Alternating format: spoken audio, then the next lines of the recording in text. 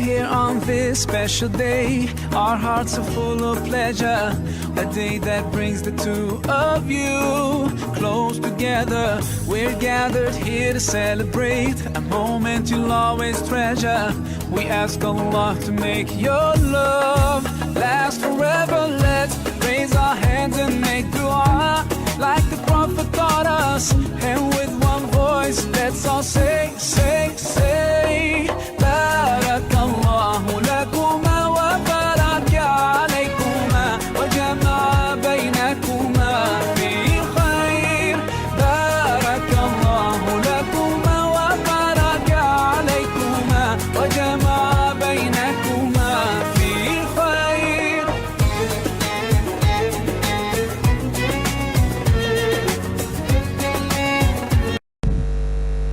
Allahumma salli ala Muhammad, ya Rabbi salli alaihi wa sallim. Allahumma salli ala Muhammad, ya Rabbi salli.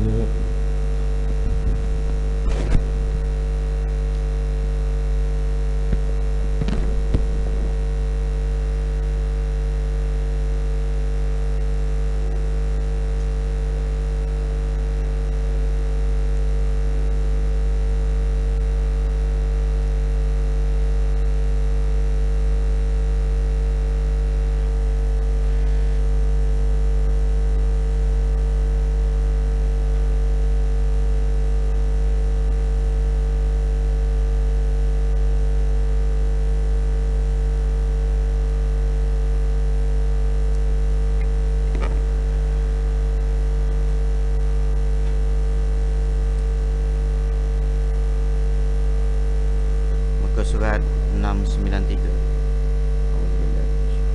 Bismillahirrahmanirrahim. Assalamualaikum warahmatullahi wabarakatuh.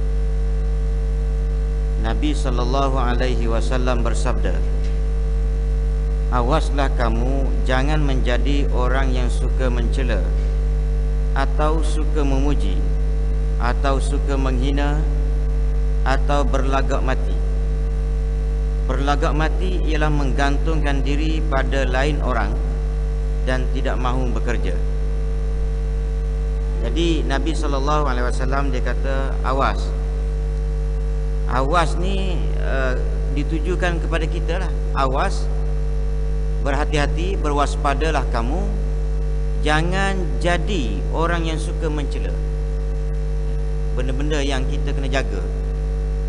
Nabi sebut ni, bila sebut Nabi sebut awas, waspadalah kamu daripada menjadi orang-orang yang kita akan sebut nanti ni. Bermakna perangai manusia ni dia, kalau kita tak berwaspada, sifat dan perangai ni mari pada kita. Walaupun kita mari surau masjid, tapi kalau kita tak berwaspada, berwaspada di sini ataupun awas yang dimaksudkan di sini ialah berhati-hati, beringat. Ya tak? Kita lalu atas jalan raya, dia tulis awas, lepas tu gambar jalan licin. Maknanya berhati-hati, berwaspada, beringat. Depan ini ada kawasan, kalau hujan tu itu kawasan licin. Beringat, dia suruh beringat je lah. Kalau tak ada gambar tu, mungkin kita pakai lutu je. Hujan mari ke, hujan renyai-renyai mari ke, kita redah. Tapi bila dia ada gambar awas tu, maknanya apa dia? Kita beringat, slow sikit. Kalau ada hujan turun. Begitulah juga dengan Nabi. Bila dia kata beringat, dia kata apa yang kena beringat, kamu jangan jadi orang yang suka mencela. Itu nombor satu. Mencela orang ni tuan-tuan, iyalah, mencela ni seolah-olah kita rasa kita ni perfect dah, kita elok dah. Bila mari perasaan kita elok, kita tengok orang lain tak elok, habis kita jadi suka mencela. Sebab tu elakkan daripada mencela. Hatta kepada orang kafir pun Nabi larang. Dan mencela mak bapak orang kafir ke, ataupun sembahan berhala orang lain, jangan cela. Sebab apa dia? Pertama, bukan maknanya benda tu baik. Berhala yang dibuat oleh manusia, disembah oleh manusia kafir tu bukan baik. Tapi Nabi larang jangan cela. Pasal kalau kamu cela, dia akan cela Tuhan kamu pula. Tuhan kita confirm dah baik. Tuhan dia tak baik. Tapi kalau kita cela Tuhan dia, maka dia akan cela Tuhan kita. Agama dia tak baik, confirm tak baik, Buddha ke Hindu. Tapi jangan hina agama dia, ya. Sebab dia akan hina agama kita. Bila hina agama kita, kita hina agama dia, maka berlakulah krisis dan pergaduhan. Ya, tak payah kita saling hormat menghormati. Kalau kita rasa betul, bukan cara hina, kita terangkan pada orang lain. Kepada orang yang kita rasa tak betul, kita terangkan. Lama-lama dengan tepat dengan hidayah Allah Ta'ala mari, jadilah dia akan masuk Islam. Semalam ada satu orang mari kedai restoran saya, India. Dia ni perangkat imam, ya, imam.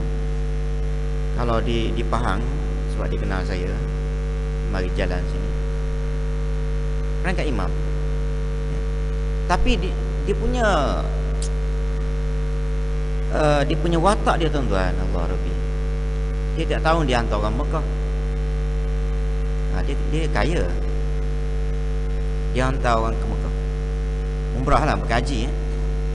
Tak kurang 2 orang. Dia duduk kat ni, saya jerantuk, dia penjerantuk juga.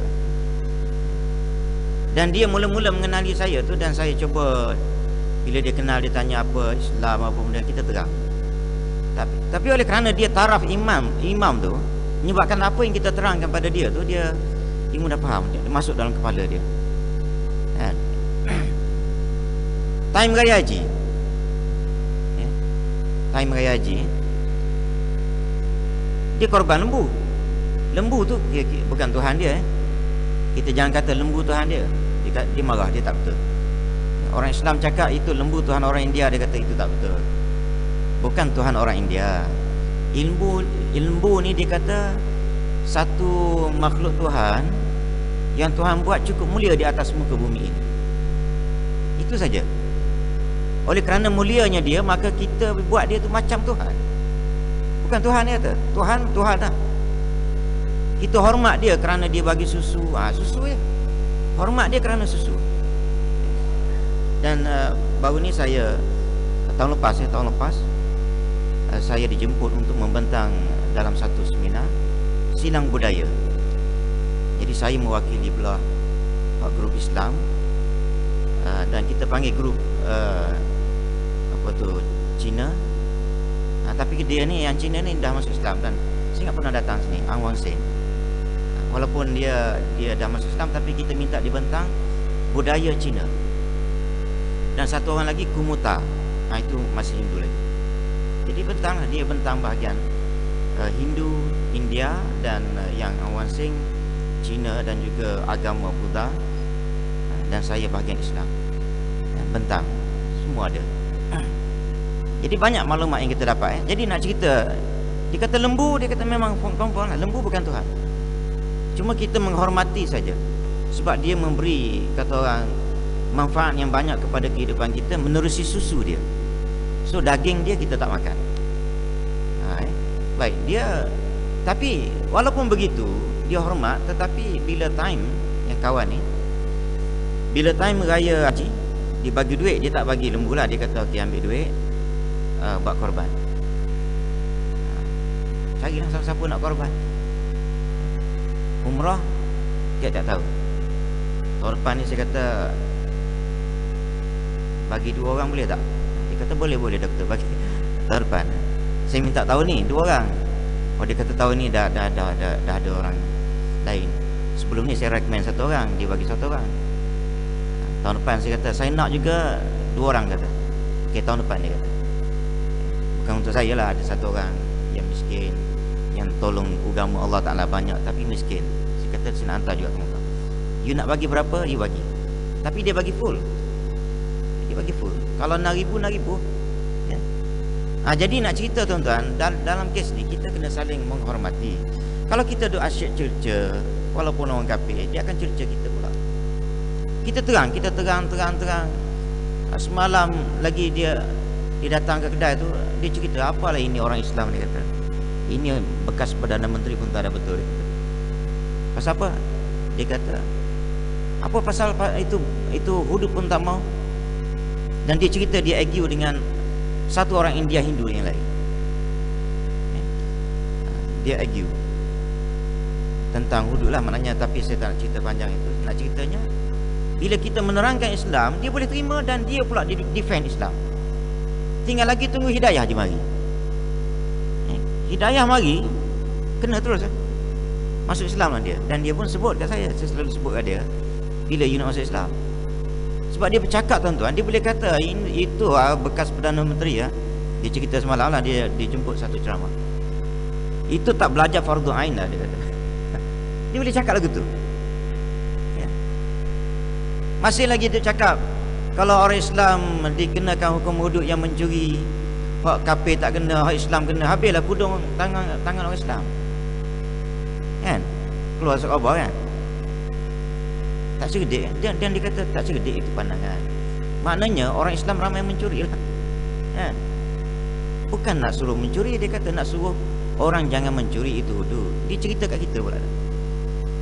Cepat dia faham jadi cela mencela ni jangan Yang keduanya apa dia? Suka muji lebih pun tak boleh tak?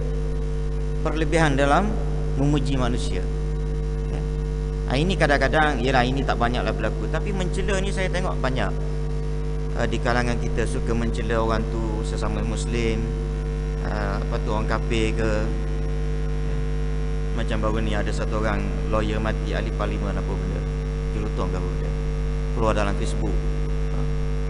Ahli politik yang lawan kata ini macam-macam lah kata, menentang hudud. Dia tak tahu orang Islam tu siapa-siapa menentang hudud.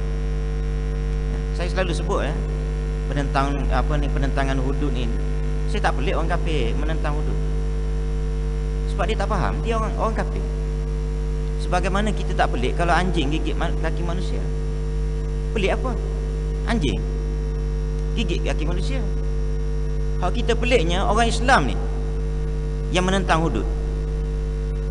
Sebagaimana peliknya kita orang gigit kaki anjing. Itulah dia lebih kuat. Di Terengganu dah persidangan minggu lepas. Semua wakil rakyat yang ada dalam Dewan Undangan Terengganu Islam belaka, tolak hudud. Tuan-tuan nak kata apa kakak? Jadi jangan duduk katalah tengok dia tu kafir, tolak. Lepas tu hina pula dia dah mati. Tak boleh. Itu bukan ajaran Islam. Awak sendiri yang Islam tu pun, geng awak yang Islam pun tolak. Semalam pun dah ada announcement daripada PM kita. PM kita Islam dia kata tak boleh. Dan satu orang lagi yang Kulai punya, Johor, terus terang dia kata kita akan tolak hudud. Melayu. Kenapa orang Melayu tidak bising? Duk bising orang kafir. Sebagaimana kita bising anjing gigit kaki manusia. Tak betul lah. Habis masa je kita. Kita sepatutnya bising bila ada manusia gigit kaki anjing. Sebagaimana orang Islam sekarang ni menolak hudud. Itu yang kita kena bising Baik. Atau suka menghina. Menghina. Dia mencela, menghina ni tuan-tuan. Ada satu kes malam, ada satu orang hamba Allah Ta'ala, dia mari kedai saya, borak dengan dia. Dia kata perangai, dia kata kadang-kadang supa je. Dia kata orang surau masjid. Dia mula dah. Dia sudah maknanya orang panggil, bukan maknanya dia bukan menghina, dia macam komplain lah, komplain. Dia kata Ana, dia kata sibuk, dia kata kadang-kadang sekali-sekala mari surau. Dia duduk area ni tapi saya tak nak cerita area surau mana Bila kita mari, dia kata orang surau, dia kata macam perli kita. Mimpi apa pula mari? Semalam mimpi apa? Macam yang saya cerita lah kan, bila ada orang mari jangan-jangan sekali kan, orang tu kita nampak gaya macam selekeh, koman, tak bukan ahli surau, tiba-tiba mari je, kita pun kata patut nak hujan lagi ni. Semua ayat-ayat ni tuan-tuan, ayat yang menyebabkan orang jauh daripada Islam. Yang celupar sangat mulut kita tu kenapa? Sebab tu saya selalu sebut, Islam ini menjadi jauh daripada manusia adalah kerana tok imam, tok bilal, ahli surau, ahli masjid, ustaz, tok guru tak jaga mulut. Tu je. Tak jaga mulut. Hak tok imamnya, hak ustaz ke tok guru, tanya dia ceramah tak jaga mulut, orang lari. Kan? Dia mengata terangkan Islam. Ya, terangkan Islam yang sebaiknya. Lepas tu orang nak mari, marilah. Kan? Lepas tu kalau orang tak nak mari, jangan duk marah, biar. Kan? Kemampuan kita setakat tu kita boleh menerangkan. Jadi dia kata, Hana dia kata bila kena lagu tu tak pergi dah, dia kata. Kawan tu cerita. Dia kata bila kita pergi je, mimpi apa semalam? Kena ayat tu dia kata pedih, kata. Kan? Seolah-olah kita ni bukannya nak pergi surau. Kita nak pergi surau, dia kata. Tapi jangan duk sebut ayat tu, dia kata. Okay. Dan akhir sekali berlagak mati. Berlagak mati ni apa maksud dia? Iaitu dia kata menggantungkan diri pada lain orang dan tidak mahu bekerja. Ini orang berlagak mati. Seolah-olah tangan lumpuh. Hak mari minta derma tu tangan cantik. Saya selalu pesan kalau ada orang yang bekerja jual apa-apa, tuan-tuan belilah. Macam jual tisu, beli. Kita pun nak pakai kadang-kadang tisu kecil tu bagus, simpan. Time kahak ada ke apa ni, bersin ke apa benda, boleh pakai. Kalau kita pergi yang Prima Sri Gombak ni, dia ada orang jual keropok. Jual keropok ni saya itu sikit lah. Beli, tapi beli-beli kita tak makan, tak makan lagi. Lepas tu pergi minum lagi, ada orang jual keropok lagi. Yang itu kita beli sekali pun tak apa dah. Mudah-mudahan Tuhan raikan kita, bagi pahala pada kita kerana niat kita nak tolong. Dia ada jual keropok ke apa benda, barang. Dia pergi kat meja bila kita minum. Tuan-tuan belilah, tolong dia. Dia berusaha untuk cari makan. Kalau kita tak raikan dia, nanti Tuhan hantar orang yang mencuri rumah kita pula. Kan? Lagi dahsyat. Ataupun Tuhan hantar, Tuhan bagilah apa-apa masalah pada kita yang menyebabkan kita kena keluar juga duit. Jangan duduk maknanya herdik orang-orang yang menjual barang-barang untuk cari makan itu. Wallahu a'lam. Bismillahirrahmanirrahim. Alhamdulillah. Wassalatu wassalamu ala asyrafil anbiya. Allahumma ighfir lana dzunubana wa li jami'il muslimina wal muslimat. Allahumma ja'alna min